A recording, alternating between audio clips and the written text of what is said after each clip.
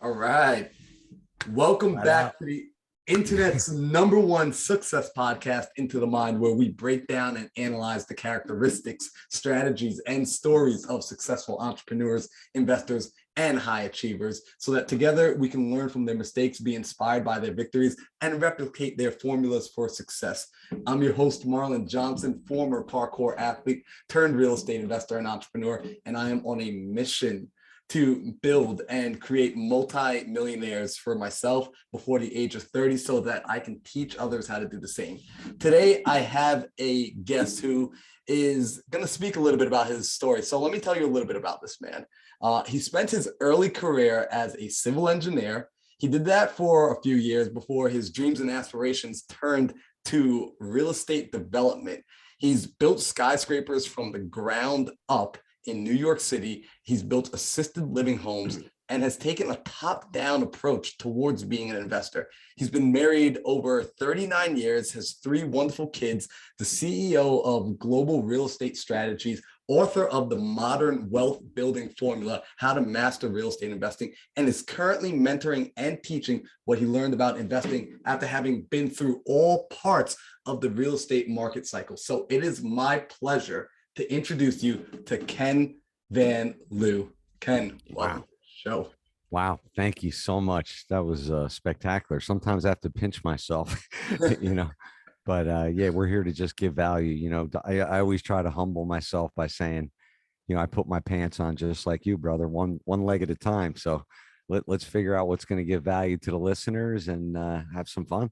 Yeah, well, look, I'm excited for you being here today. We were chopping it up a little bit before the show, and I was explaining that, essentially my listeners, we don't ever really talk about real estate development, right? That's not my area of expertise. And you have, as I was doing a little bit of research on you, I found that you had a little bit of a unique history, right? Where most of us, we start off our real estate journey and we believe we have to be one of 2 things, a real estate agent, or maybe we start off as a wholesaler. We go into the fix and flip. We maybe get to hold a single family property. We get enough of those little greenhouses. We trade them in for a small multifamily and so on and so forth. But you started your real estate career and you found yourself on top of a skyscraper. So can we jump into that a little bit? Can we jump into your origin story here?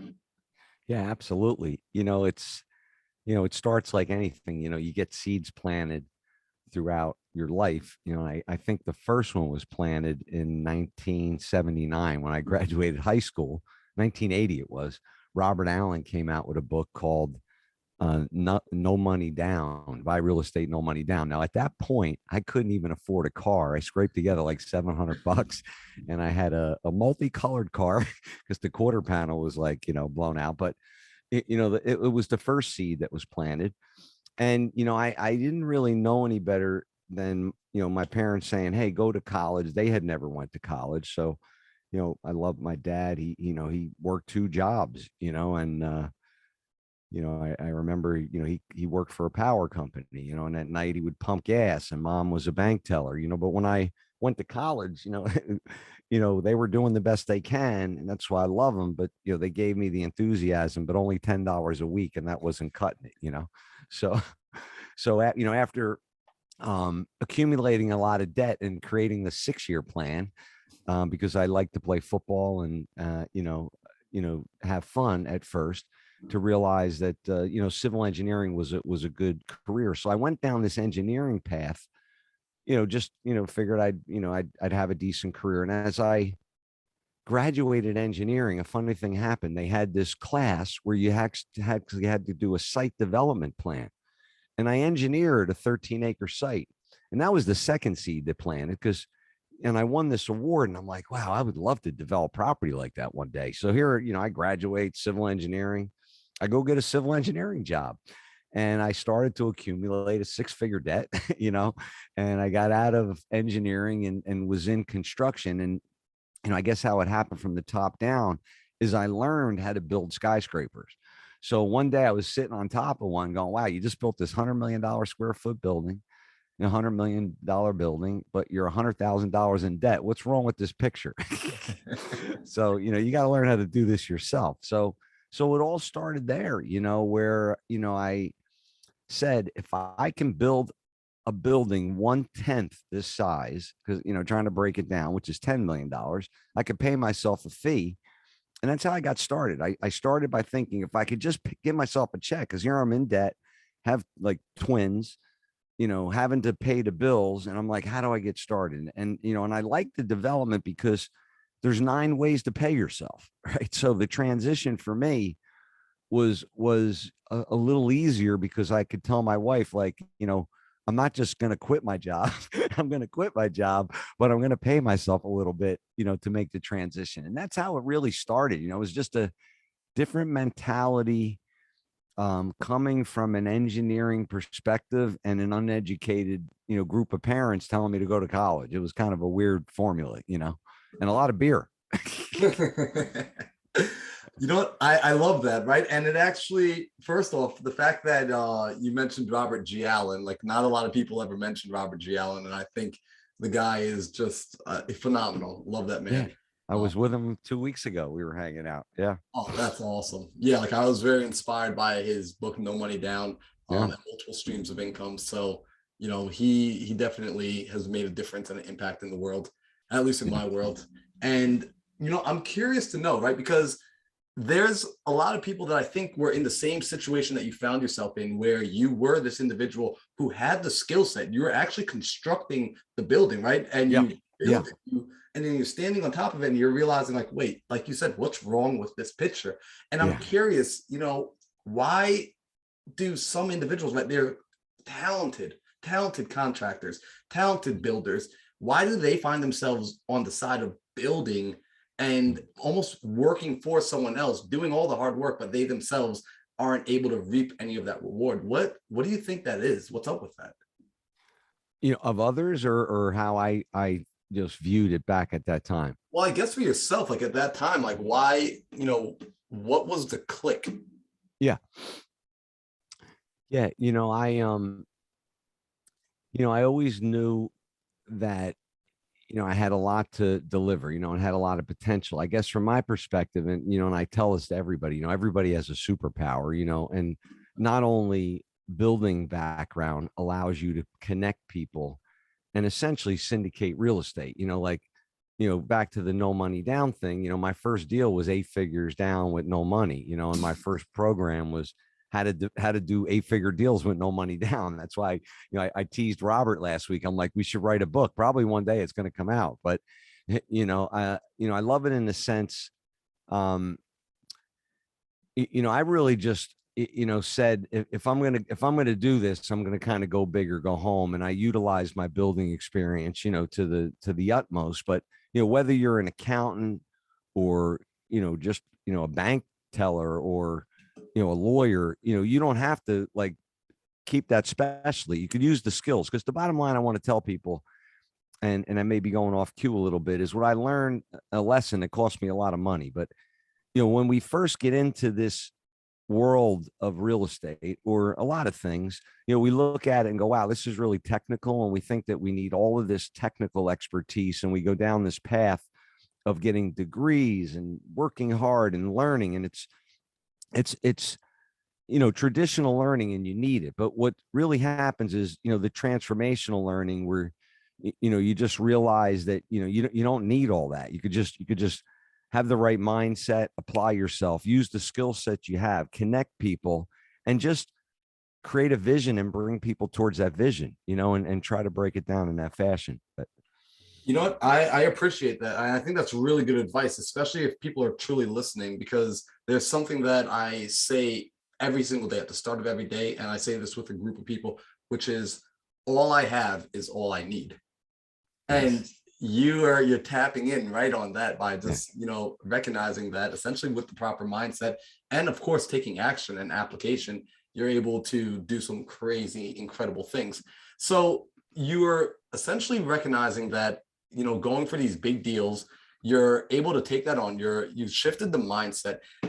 I'm curious, was it a tough mental shift to say, hey, let's get into real estate and let's start off with these bigger deals? Or like, what was that like? Because that's a different arena to play in. I think yeah. a lot of people have a hard time even fathom and like imagining that arena.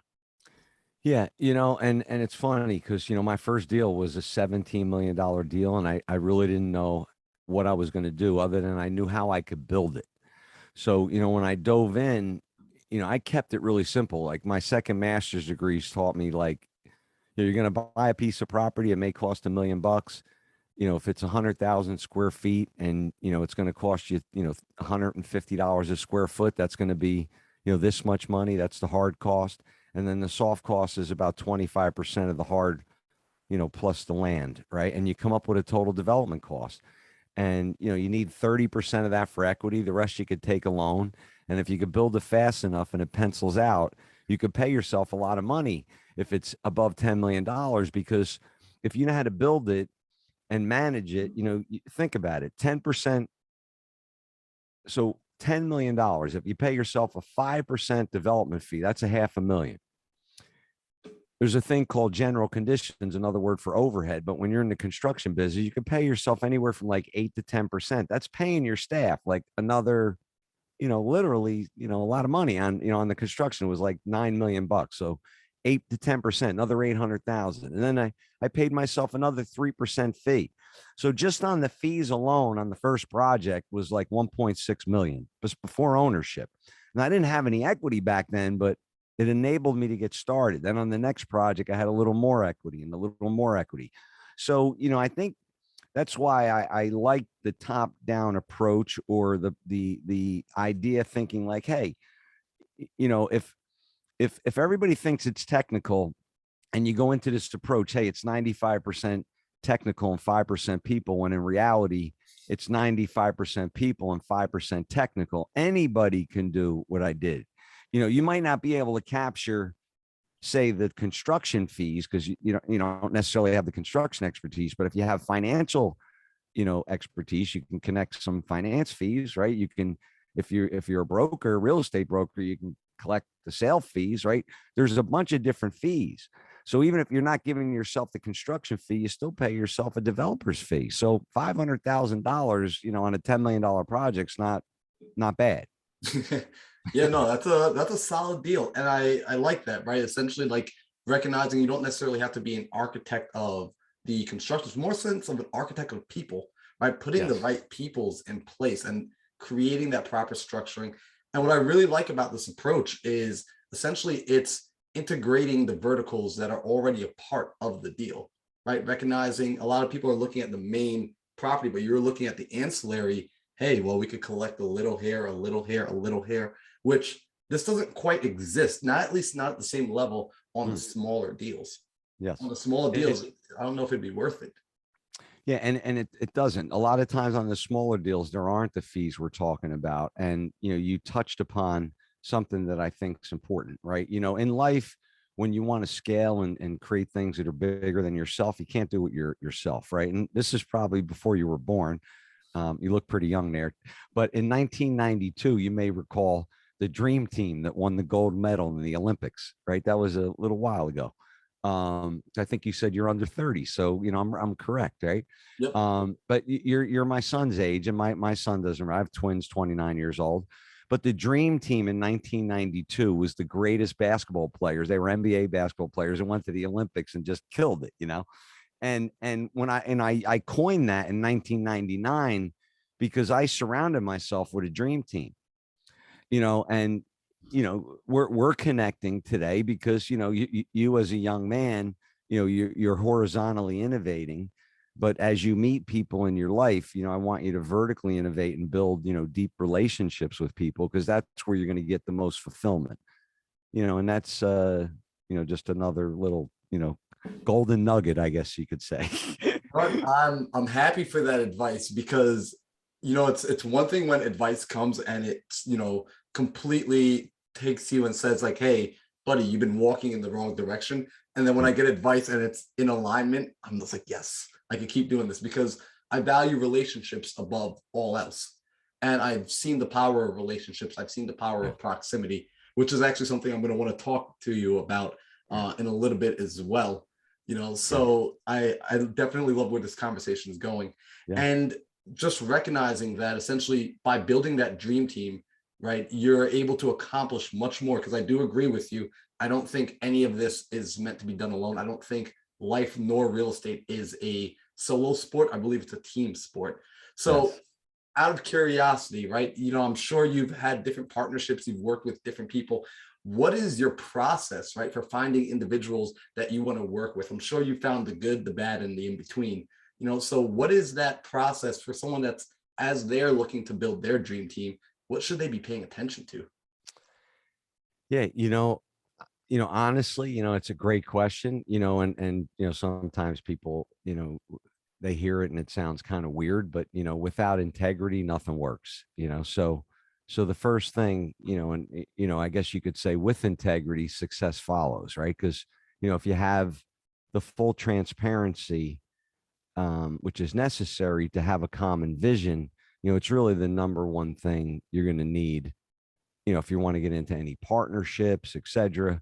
There has to be a common vision, right? Because if you don't, it's going to be really, really hard. Along with, like, what I guess what I'm leaning towards is a core value, in the sense that, the integrity, and what my son, I don't, I wasn't in the military, but he became a US Marine intelligence officer. And, Marines live at the highest standard. Like, they have a hard time actually adapting to society when they get out, and I always operated at a very high standard, and that's one of my, my core values, so, and I think that, those two things, really, set an example, because, and I'm only saying that because of the results of my children. There's no rule book when you're raising kids, but it's the same thing sometimes when you're starting business. You don't have a rule book, and you don't have a mentor to answer every single question. You're kind of on the fly. You earn an MBA when you start your own business, so, all of these things we're talking about apply, so that's just kind of, and it's not, and it's calculated risk, and you're kind of acting like a sniper. You got to dial in. You can't just have like a shotgun approach. You know what? That makes perfect sense. And it's funny that you say the word integrity, because it's a word that I wrote down yesterday, and I just have been meditating on that. And essentially, as we ask for integrity from ourselves, right, we also can expect that standard from others. Yeah, So yeah, yeah. exactly. No, I hear you. And sometimes people get taken because when you say integrity, you're like, oh, well, I'm not a bank robber. I'm not going to steal your money. But when you want to create, a very successful organization, integrity is about recognizing the impact you have on others, because of your behavior. When you're 5 minutes late to a meeting and there's people waiting in a conference room, and then you come in and you disrupt, and you didn't call ahead of time, say, for example, that's kind of, you're out of integrity with the group, because it's not about integrity as far as, what the dictionary says, or morality. It's about really honoring your word and cleaning up any mess that you create or any impact that you create, and acknowledging people that, hey, I recognize that I impacted you. I didn't honor my word or whatever. Like, I want to repromise, I want to clean it up, and I promise it won't happen again, type of thing. And it's a very simple process that keeps the mission empowered, right? Because you can very easily, isolate someone, make them wrong, for coming to a meeting, in lieu of teaching them how to just clean it up. Like, everybody, life is busy, like, everybody, you can't keep your word all the time. Like, integrity is a mountain. You're climbing integrity all the time. You're in integrity, you're out of integrity. Like, the integrity I'm talking about, not like, you're not have a mask on, you're not a bandit. This is about honoring your word to yourself. If you wake up every day, hey, I'm going to do the next right thing, I'm going to, like, lead people. If all of a sudden you stop leading people and you stop honoring your word to yourself, you're not in integrity with yourself, right? I agree. I agree wholeheartedly. And I'm glad that we're having this conversation, because it's something that is very important. And I believe when we get out of integrity with ourselves, this is where the lack of confidence comes. We Yeah. start to lack our own confidence, and Oh, if people lose confidence in us, and it becomes a downward spiral. you just hit the nail on the head. Like, once you lose your certainty, if you're not operating on I joke about it, integrity is like a water tank. It has a level. And it's real easy to when you put some below the water level and they punch a hole in your boat, right? Because that happens all the time. So you have to be careful on where you place people in your organization. Are they above the water level or below the water level? Right. Until you get to trust them, right? Because, once you go to 99% of the water level, it's eventually going to go to 98. And then it's going to go to 97. And then eventually you guys are just not operating with integrity instead of just cleaning it up and saying, okay, let's patch the leakage and clean it up and move forward and empower everybody that, and then it's not a big deal. Like you just get back in gear. I love that. So that's Yeah. big. So essentially when looking for partners, like integrity is critical. It's, highly important. So let me ask, right? So you started off now, you're doing the skyscrapers, you're doing the big deals, and then you pivoted and you brought it into assisted living. Like what caused that pivot to happen? Yeah. So actually the sequence was I had built some skyscrapers. And when I went out on my own, my first deal was the assisted living.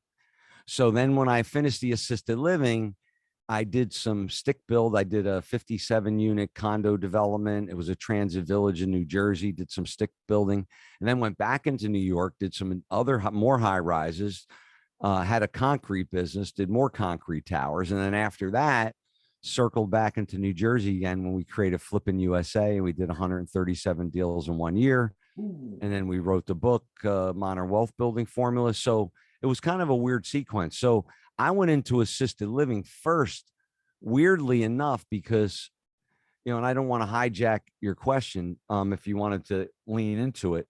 But it was funny when I went out and I left my job, I wasn't really a real estate guy. So I didn't really know, how to get data. I knew you can go to the classified ads section, which you probably never even heard of, right?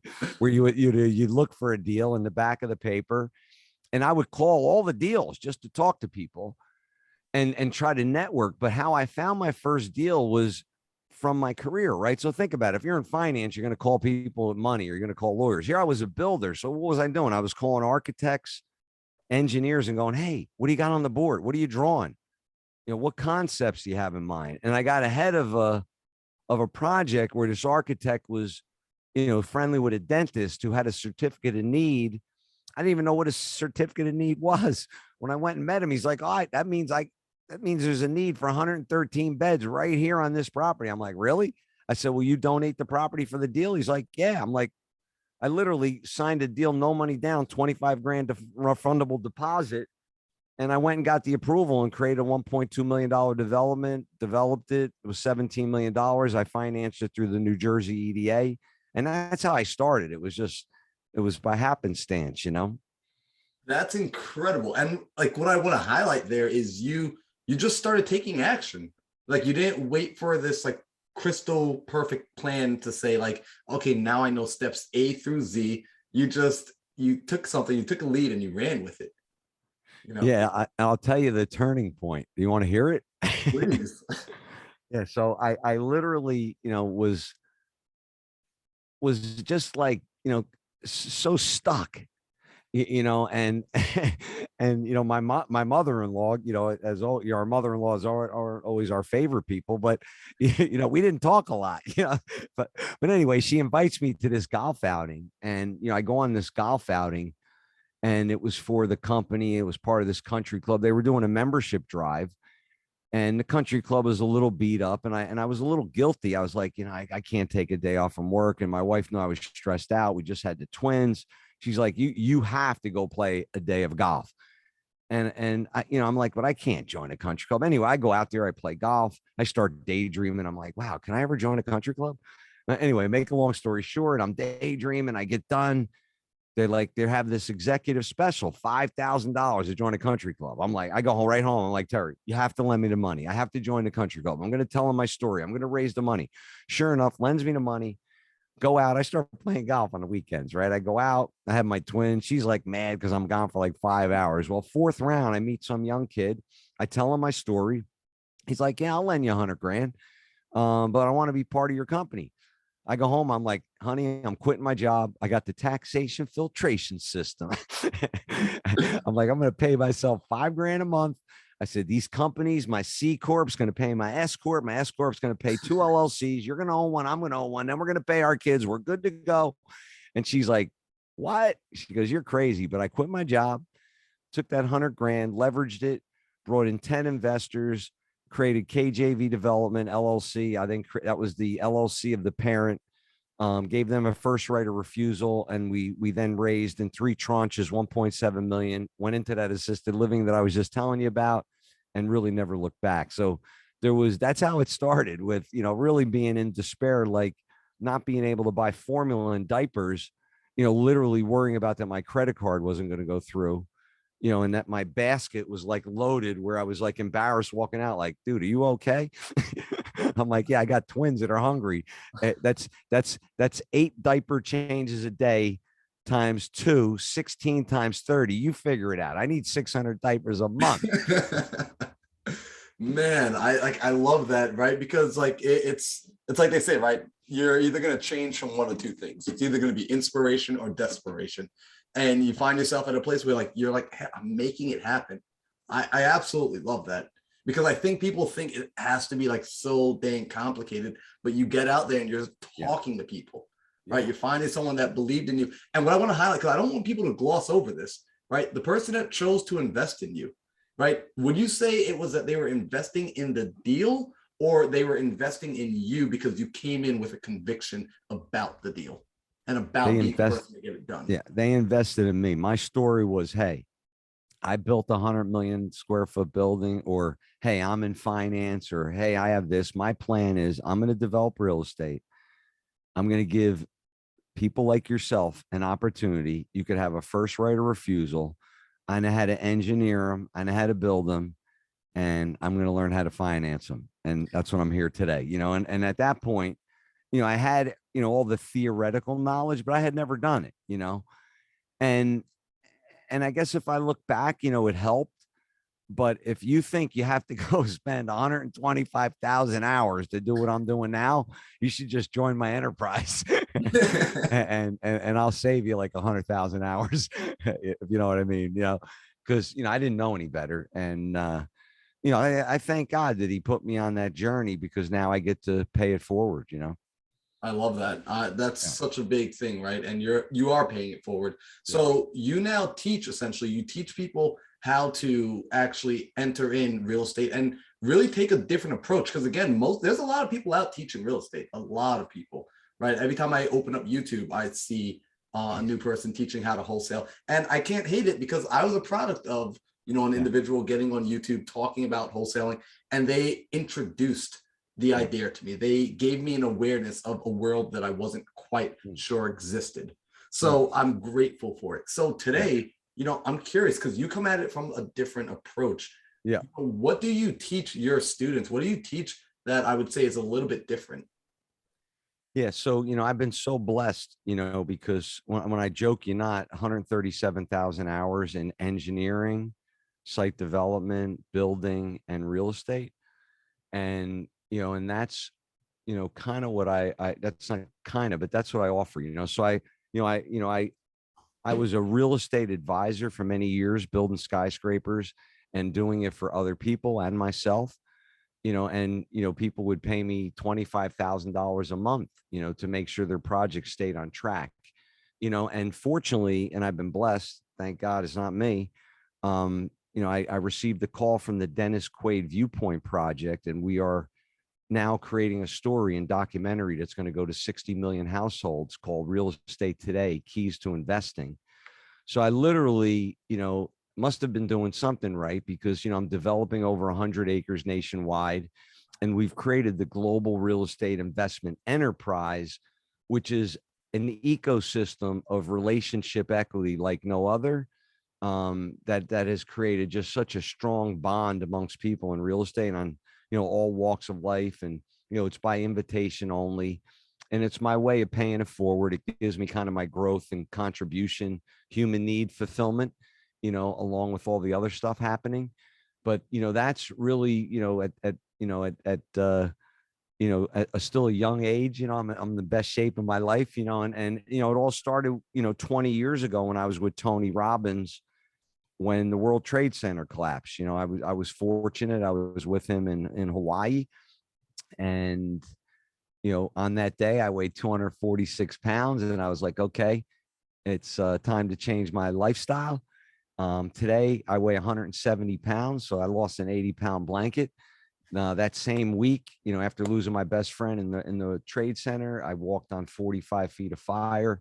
The next day I climbed a 50-foot telephone pole to stand on top and jump and grab a trapeze, and just say I'm going to go back and make a big difference. 20 years later, I get to say, I'm a national expert, wrote a book, get to pay it forward, and show people how to get started, an investment, and a lot about what you talk about, figure out what's really in their way, because it's all about the transformation that they need in their life, right? There's a lot of traditional learning that, you need, but it's when they transform, which is ugly, into what they really want to be.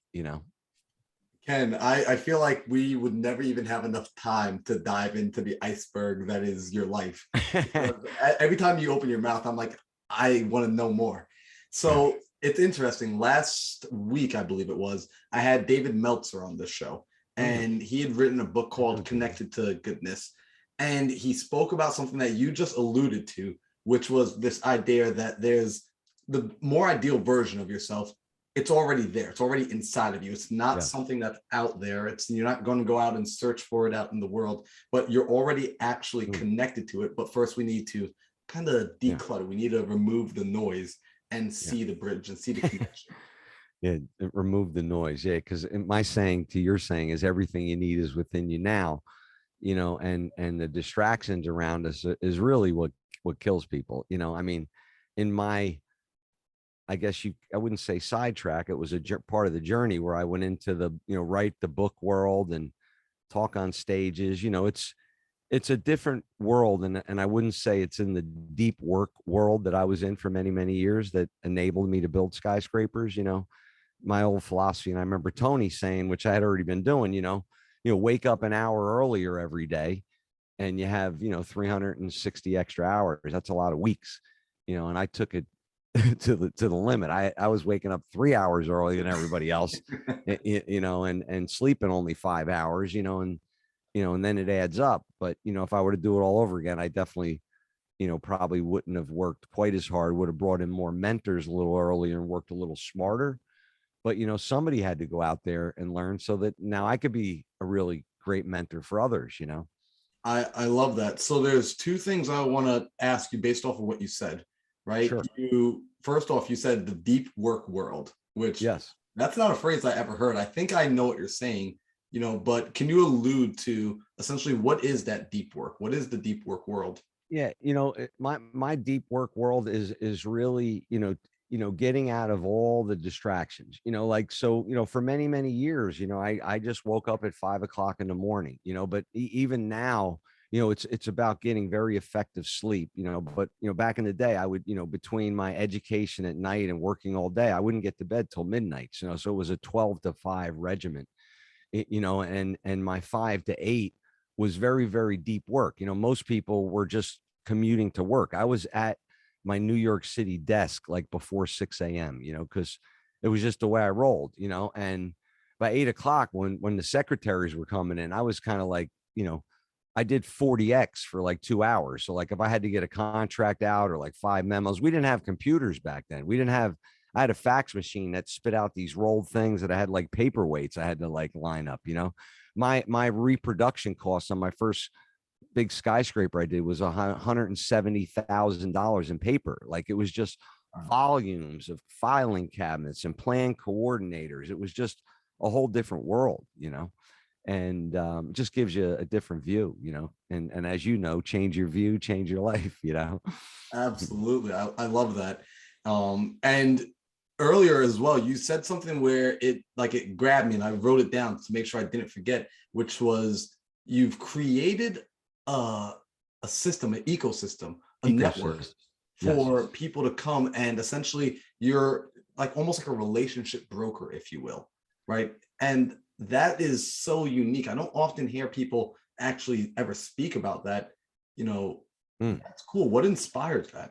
Yeah. So, it really inspired you. You mentioned it earlier. So circle back, I'll remind you, right? So proximity is power, and everybody has this thing like proximity is networking. Like networking to me was very, I guess, I think the word is superficial over the years. Like, I have got a gazillion business cards, but they never did anything. And to me, when you build an ecosystem, there's a more common vision. There's like-minded people. It's not just every Tom, Dick, and Harry showing up for a networking group.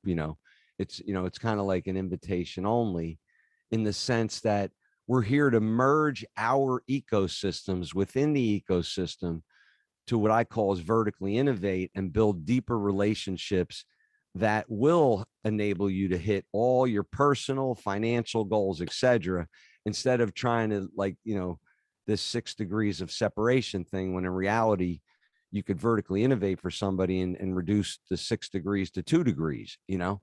So it's really, I think, comes down to the approach, on a lot of times, what people are looking at. No, that makes perfect sense. And you again, I want to, when you say things that I see as gems, I'd like to highlight them, because when listeners are listening, I want to make sure that they take away practical information to apply.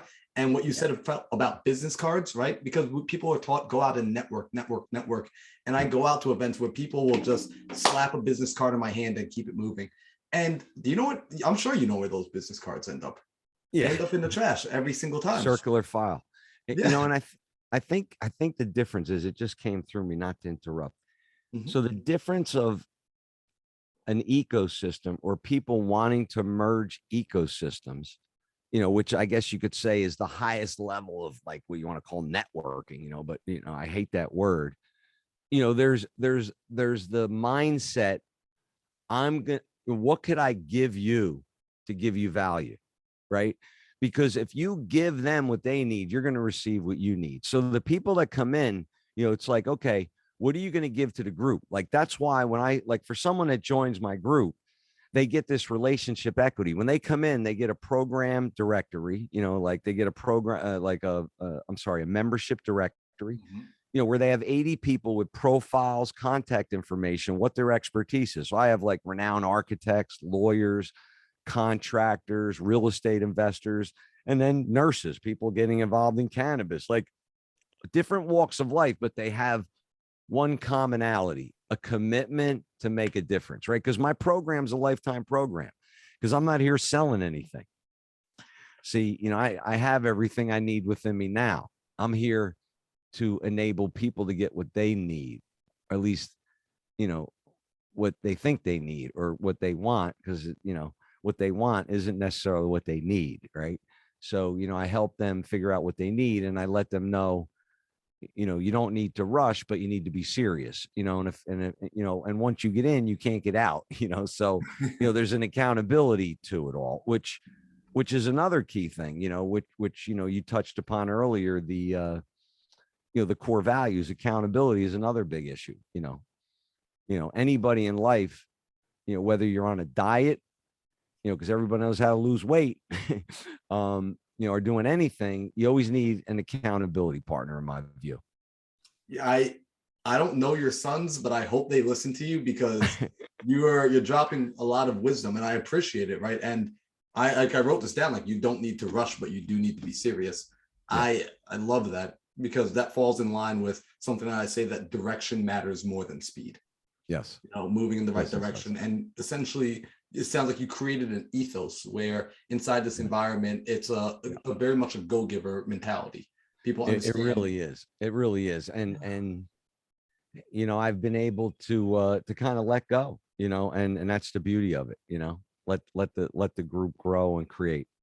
I love that. And it falls in line. It kind of leads perfectly and segues into what I wanted to ask you of, what is it now that, you've accomplished, you've built skyscrapers, you've done well for yourself from a financial standpoint, from a career standpoint of real estate. You're not done, but what is it now that you look at doing Yeah. as time goes on? What is the current Yeah. mountain that you find yourself Yeah. climbing? Yeah. This year, we just want to deliver to the nation, we're going to create this extraordinary story on, real estate today and keys to investing.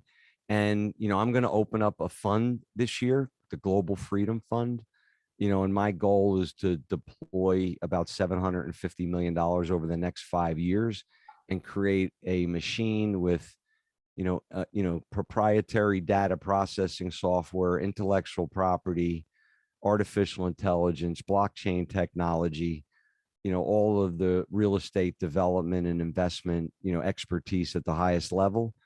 And, and do that for the next 10 years. And then I'm done, and that's just so that I could create a bunch of Ken Van Liews below me so that they could take it to the whole next level. I love that. That's the true essence of what it means to actually, really, in my opinion, like teach and create a system and create a business where essentially you could effectively multiply yourself. Yep. And then from that multiplication, essentially the versions of you underneath you. And of course, we're not talking about clones, but people that adopt the philosophy, learn the skill set, they should be able to go and teach it out to others. In which case, once they've done that, that you've done your job as a teacher, as a mentor, yes. As that guiding light. Yes. So I have two questions that I'd like to ask, Ken, I want to be responsible and, respectful of your time. I have two questions I'd like to ask near the end of every episode. Sure. The first one is, I'm a big reader. I assume that you also read a lot. You have books behind you. I've seen another interview you've done where it was almost like an entire library behind you. And reading is such a crucial thing for developing my own mind. So I'm curious to know from yourself, can you name at least 1 to 2, no more than 2 books that were total paradigm shifts for you, that once you've read them, you've never quite gone back to being the same? Yeah. I actually, there is a book out there called Deep Work that, that enabled me to recognize what I had been doing my whole life and got me out of the internet, I guess you should say, social media distractions that we're all in. I mean, you've all watched those shows, it's an addiction. So that's one that kind of, made a profound difference in the sense that, hey, what made you successful, period, and, I guess, pretty much everyone's, I don't want to say the same one that everybody, Deep Work. I think the other one that really made a big difference for me, because, sometimes I would never recognize my accomplishments. And there was a book, I forgot the author. It's called Gap versus Gain. And what I learned, what my biggest takeaway is that, hey, when you're going to start a journey, it's sometimes it's a really steep mountain. And when you're halfway up the mountain, if you look up and you start beating yourself up instead of looking down and patting yourself on the back, I realized that you're either living in the gain or the gap. And if you're living in the gap, you're going to have a hard time getting to the top. If you live in the gain, you're not going to have the friction. You have the momentum behind you. And those are 2 books that I really, really have enjoyed, and there's a bunch of them. I do a bunch of books every year. I love it. And those are 2 brand new books for me. Like, I have not heard those books. So this is how I build out my personal reading list. So good. Selfish question for me. I love what you talk about, the difference between that gap and that gain. Actually, it's funny because I recently reread Robert Allen's book, The 4 Maps of Happy, Successful People. And I love that map on the anticipation map that speaks about essentially like, hey, you're going to go through this little mess on your way up. However, just anticipate it and continue to enjoy the process, continue to enjoy the fact that you can take the next step, or else it's going to be, like you said, you're probably going to stop going because you're just so focused on the fact that you're not there yet. Yeah, exactly. So my final question is, I want you to imagine that tomorrow morning you wake up, and as you wake up, you come to consciousness and you realize, oh my gosh, like, I don't remember anything. You don't remember your name. You don't remember the civil engineering. You don't remember the skyscrapers, the relationships. It's all gone. The books you've read, experiences you've had, you're a total blank slate. Now, you're not afraid. You're not scared. It's not a Saw movie, anything like that. you start to have a thought that comes to you, right? And Ken, as this thought comes to you, you just immediately accept it. You don't question it, you don't fight with it, you accept it as truth. And this thought begins the foundation of all else to come. What would you ideally like for this thought to be? Mm.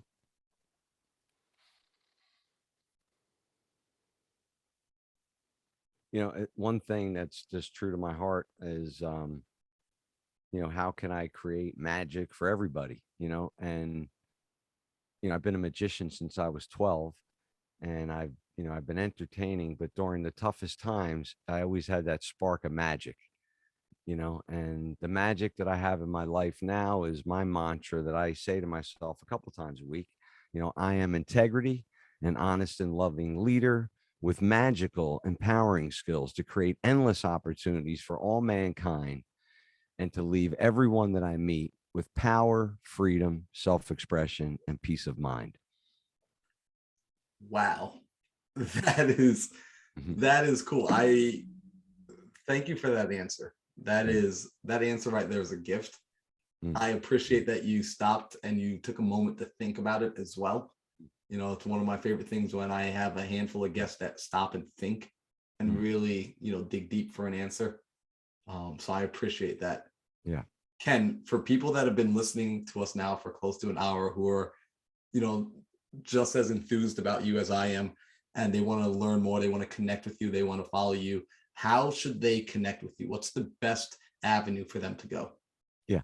I would ask everybody, if you're getting started, you want to get my 11millionairesecrets.com. I just recently recorded that. It's the secrets that I learned on how to do that $17 million deal with, no experience and no money. And, that'll give you some really, great starting points.